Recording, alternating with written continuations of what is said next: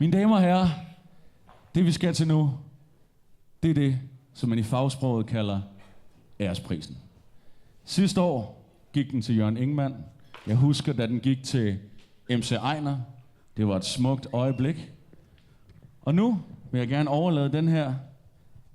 Jeg gider ikke kalde nogen for The Grand Old Man. Det er sådan en bittersød opturstitel, ikke? Jeg kan godt leve med det. Det er okay.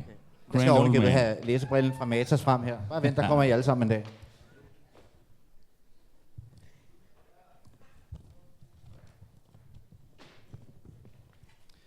Ifølge ordbogen er en pioner et menneske, der går forrest, gør noget nyt først, betræder ukendt grund. Og den definition må aftens prismodtager i den grad sige sig leve op til. Og de er samtidig et bevis på, at man ikke behøver at leve længe for at sætte sig veje i spor. 3/4 år var alt, hvad det blev til, og det samlede værk kan afspilles på under 3 kvarter. Men ekkoerne fra det, som nogen har kaldt dansk rock svar på Jellingestenen, har kunne høres lige siden i alt fra Gasolin over Spids Nøgenhat til Synd og Skam, for nu blot at nævne nogle få. Det hedder så, at profeter sjældent er yndet i deres samtid. Men allerede i 1969 kunne man læse følgende hyldest til aftens prismodtagere i bladet Superlove. Det var dengang, der var et blad, der hed Superlove. Deres musik er stor musik og dansk musik. En musikalsk folkearv på linje med de danske folkeviser. De har bevist, at dansk er et følsomt og smukt sprog. De bliver for os i musikken, hvad H.C. Andersen er for vores forældre i litteraturen. Det er sgu meget godt gået efter 3 dage på tjalt, syre og opiumspræparater i et badestudie. Aftens prismodtagere var i høj grad et produkt af deres tid, hvis signaler de fangede før de fleste andre. Den elektriske guitar er vor tids skrivemaskine, skal gruppens sanger og tekstforfattere have sagt, og albummet var den tids roman. En tid, hvor musikken nok var en stor legeplads, et laboratorium, men af mange også blev set som et udtryk for en utopi. En vision om, at samfundet måske kunne indrettes på en anderledes måde. Måske ligefrem en bedre måde. I hvert fald en mere festlig og fantasifuld måde, som det også fremgår denne anmeldelse fra BT af en af prismodtagernes meget få koncerter på Dyrehavsparken i forsommeren 1967. Lyset på scenen flimrer vildt og vanvittigt. Det hjælper en til at føle sig højt oppe sammen med musikken. Derfor forarver det heller ikke, at Go-Go-pigen smider sine bukser og danser rundt i små trusser, samtidig med at hun maler gruppens tøj og ansigt med hvid maling. Vi har det rart. Vi er sammen alle sammen og føler en form for fællesskab. Der gad man sgu da godt have været og har røget lidt overpip med sin violette snabeltyrkersko på. Men prismodtageren har også vist sig at transcendere sin tid. Og selvom sangeren ret beset ikke kunne synge, og musikerne var så skæve, at der er bøffer nok til en mindre slagterbutik, og pladen i øvrigt ikke solgte en skid, har musikken vist sig at være ekstremt slidstærk. Måske fordi den tydeligvis kommer direkte fra afsenderens inderste, uden skyggen af bagtanker. Og jeg tror så man også, at fremtidens generationer kan bruge et lotuslæbkys eller 2. Og ikke mindst et eksempel til efterfølge. Du skal ud, hvor du ikke kan bunde, hvor det så end viser sig at være. Ellers finder du aldrig ud af, om du kan svømme. Vi kan i den grad tale om et klokkeklart før og et efter i dansk rockhistorie. Med andre ord, pionerer med stort P. Ja, vi har sågar opkaldt vores fucking pris efter dem, så er det vel også på tide, de får den. Drej 000 og giv en stor hånd til steppeulene. BT, tag med mig til Nepal.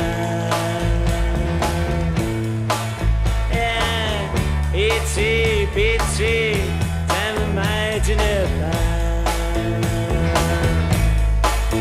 Yeah, flyvende tæppe, går klokken 8, Bob Dylan har ringet og sagt, vi kan nå det. Nu er det så sådan, at dem, der spiller Eik Skalø og hans kæreste, Iben Nahl, de også er her. Det er Joachim Fjeldstrup og Marie Torell Søderberg.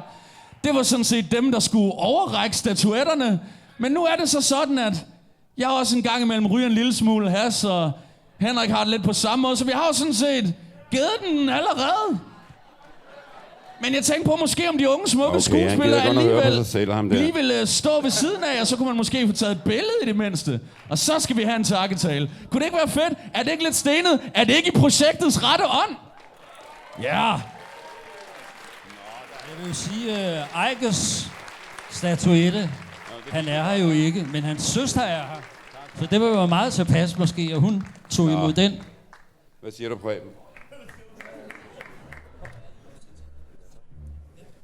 Nå, jeg siger Iben, som er Eiks søster. Ja, hun der kommer har vi her. en søde Iben. Hun må jeg tage imod Eiks statuette. Jeg synes, skat. Du kan få dem alle sammen, hvis du vil have dem.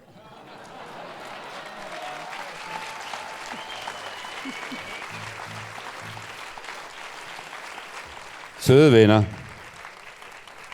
Hvis I vil lave verden om, så skal I fikse det der fraktale pengesystem. Og hvis I vil gøre verden bedre, så skal I tilgive alle røvhullerne.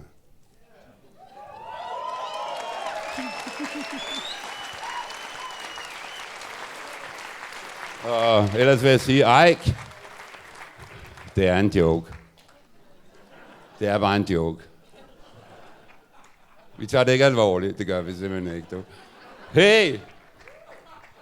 Ja, fyren fed og blev ved. Stol ikke på nogen af de der røvhuller. Venstre, højre, hvad fanden de kalder sig alle sammen. Det er Rothschilds tjenere. Og de har ikke noget til overs for jer.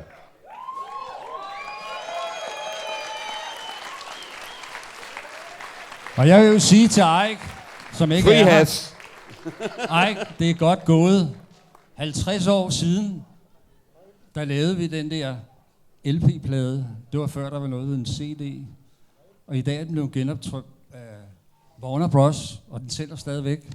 Ja, Og derfor vil jeg sige, med et smil i øjet, han siger Eik så er død. meget om Preben. men han lever stadig. Da jeg mødte Eik Skalø, der blev mit liv fuldstændig forandret.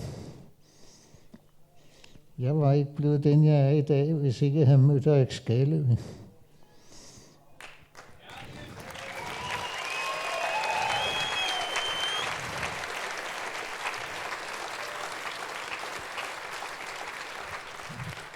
Ja, jeg har nyt at synge de sange i alle de år, jeg gør det stadigvæk. Så I kan bare ringe, hvis det er.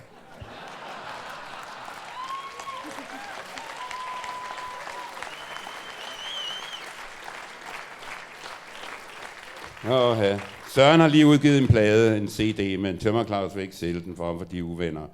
Men hvis man ringer til Tømmer Claus og punker ham, så kan det da godt være, at han ser det. Okay, så trykker vi dem igen. Ja, det er en meget fin plade, og der er alle de sidste sange på, som vi lavede. Og Søren synger og spiller mundharpe og spiller lidt slide. Gør du ikke, så vidt jeg husker. Det er rigtig cool. Så det vil jeg bare lige sige, nu Søren sidder her. Det er ikke så tit, vi får ham frem, at man kan klappe af ham, vel? Jeg mener, I skal jo have hørt nogle koncerter, vi spillede. Jeg har aldrig nogensinde været så langt ude i kosmos med nogen andre end Søren der. Hold kæft, mand, den støder, mand. Han spillede røven af os, mand, så Preben og mig, vi var helt skilleret. Kan du huske det?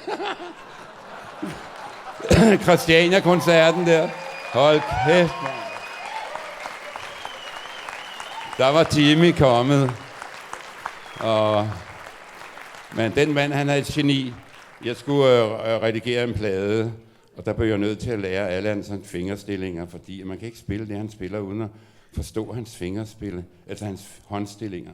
Han er fuldstændig genial. Nu sidder han der lidt krummet sammen, men indeni der sidder altså en gutmand, der simpelthen kan terrorisere hvad som helst.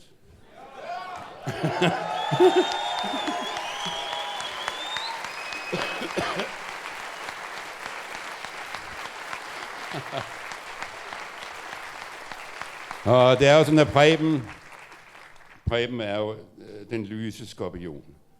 Han er det bedste, det sødeste, det mest vidunderlige. Så kan han selvfølgelig også være et røvhul, men det er noget andet. Det må han snakke med konen om, du mener, det er ikke mig. Ja, selvfølgelig kan jeg det. Jeg står og er det lige nu. Men Preben, altså, hold kæft. Nogle harmonier, vi har været udsat for i det band her, hva'? Ja, det må man sige. Der er ikke kommet noget siden, der kunne komme derhen. Så tag nogle flere billeder af os, mens vi er her.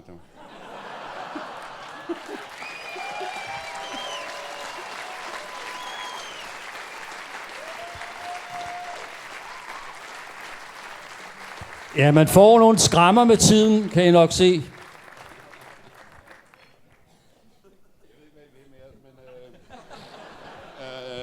Der var en, der spurgte, får du nogle penge? Fordi jeg har nemlig fået 2 legater. Den ene, der fik jeg 10 kilo af Socialdemokratiet, og så en anden gang, så fik jeg Skanderborg Festivalen et eller andet legat på 15 kilo. Så ville jeg skulle skrive nogle sange. Så skrev jeg en sang, der hedder Arbejde Max Frey. Arbejde dit kvej. Og så sagde Peter Ingemann, sender du den ud, så bliver du skudt. Siden har jeg ikke lavet noget. Fordi efter 9/11, du ikke også, jeg mener, det er svært at være naiv, er det ikke det? Hvordan har I det derude? Er I vågne, eller sover I stadigvæk? Okay. Møller er jo en professionel, positiv mand. Og jeg kan huske, at vi lavede den sidste live CD, og den blev solgt, og vi kunne ikke finde ud af det med kontrakterne. Jeg tror, at Steppeulven har kontinentets dårligste pladekontrakt. Og nu var vi ved at lave en til. Men så sagde Møller, for han er jo positiv, han sagde, ja, jeg kan sgu ikke finde ud af det der. Men vi kan jo glæde os over, hvis vi bliver snydt. Så er der vores venner, der gør det. Og det er sgu da et positivt livssyn herovre til.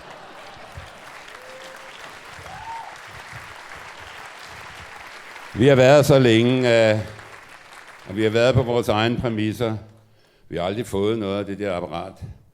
Og hvis man opfører sig ordentligt, og du har god karma, så lige meget hvilken vej du går, så kommer det til at gå godt.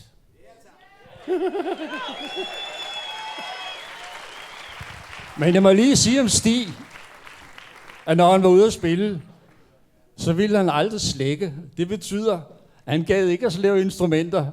Og så var der jo Rudolf, som er død nu. Han sagde, og ved du hvad, Preben, det giver fame dårlig karma. Og så vil jeg da jo lige redigere her, fordi vi har aldrig haft nogen slægs. Ikke andet, jeg tror vi var over 65 eller 60 eller sådan noget, så hyrede Peter en, der kommer og hjælp os på drop-in. Men alle vores Jyllandsturnéer og Fyn-turnéer, vi har været ude og køre 1000 kilometer i weekenden, du er nok frem og tilbage i det her land, og spille koncerter. Der er der sgu da ikke noget at gøre. Der er det fat i håndtaget. Men det gør heller ikke noget, fordi i vores alder er det, at vi stadigvæk har os selv. Du ved nok, vi har gennemlevet alt det, vi har gennemlevet. Vi har været på alle de psykedeliske verdener, man kan forestille sig. Og transcenderet. Jeg har leviteret 2 meter over jorden, du. Og ja, I kan ikke forestille sig, hvad jeg har været igennem, inden jeg gik i samadhi, som de kalder det, du mener. Så sad jeg var lyksalig i 1,5 måned, så siger de til mig, hvis du bliver ved med at sidde der, så dør du. Er der ikke noget, du kunne tænke dig? Men jeg synes ikke, der var noget, jeg kunne tænke mig. Men så har jeg glemt, at jeg havde ønsket mig et studie sammen med de 2 rødder på et syretryk en gang. Og så måtte jeg jo tilbage og realisere det. Det tog så en 7-årsperiode. Fordi jeg har aldrig lavet et skatteregnskab, jeg har bare givet skattevæsenet hele lortet. Og så kom Peter Ingemann, og så tog han pengene ned, og så var jeg millionær i løbet af et par år.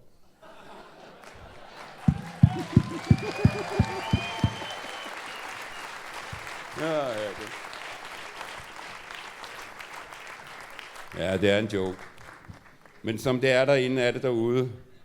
Og hvis I ikke forstår det, så er det jer, der styrer verden. Mine damer og herrer, Steppeulven! Hvad gør vi her?